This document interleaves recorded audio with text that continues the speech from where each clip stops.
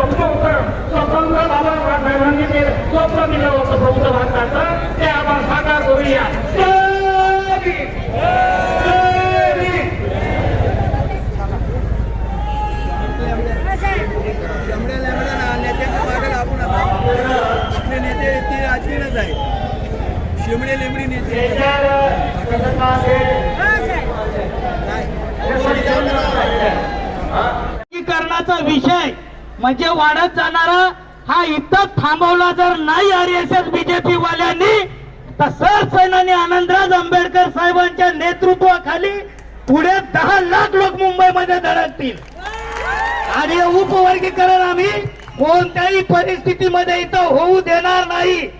डर डर के कोई भी लम्हा गुजारा न जाएगा और कोई भी जंग में हमें मारा न जाएगा। अरे सब लोग थोड़ी सी ईमानदारी बरताओ यार इलेक्शन में, ताकि कोई भी संविधान का कातिल दोबारा संसद में न जाएगा। मी ह्या ठिकाणावर थांबतो। सर्वांचं मंगल हो। थँक्यू।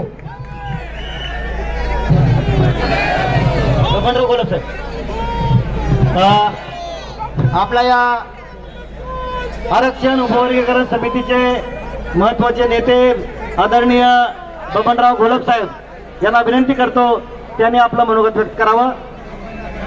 आदरणीय बबनराव घोलप साहेब।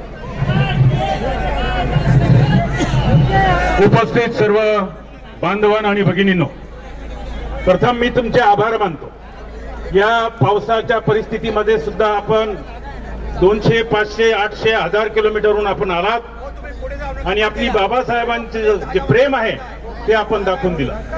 कारण हा नियम जर पास झाला तर भारतीय घटनेला छेद लागणार होता आणि त्यामुळे आमचे जे काही 29 प्रतिनिधी सभागृहात देव मला त्यांचं चांगलं माहिती. हॅलो, नागपूरहून या ठिकाणी उपस्थित झालेल्या ॲडव्होकेट शिबिताताई कांबळे हे आपले मनोगत व्यक्त करतील. खूप खूप धन्यवाद.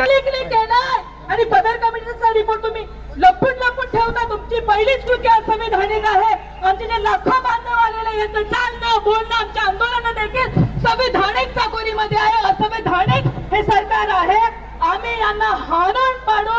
हा लढा आपल्याला जिंकायचाच आहे बांधवांनो, आणि आपण ते जिंकणारच. जय भीम, जय भारत, जय संविधान. यानंतर सागर संसारे हे आपले मनोगत व्यक्त करतील. ज्यांनी मला वाटते लॉंग मार्च काढला आणि त्यांचा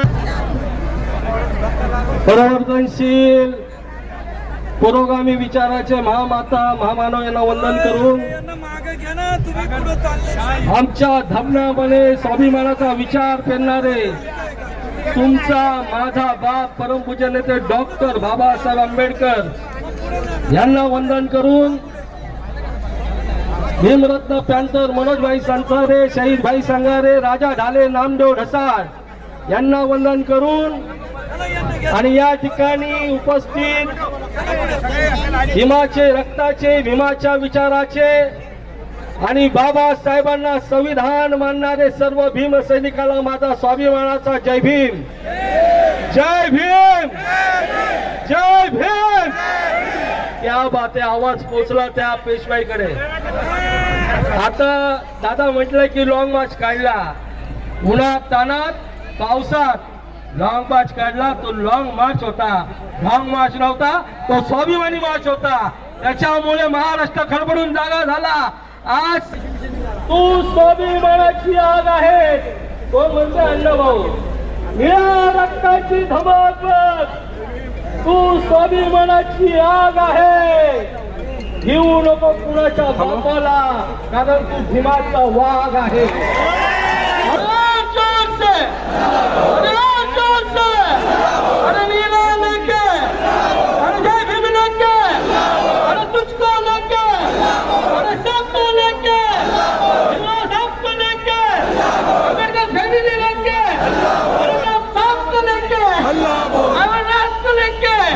महाराष्ट्र पोलीस न्यूज 24 साठी रविराज सह रायगड जिल्हा उपसंपादक संजय गायकवाड, मुंबई.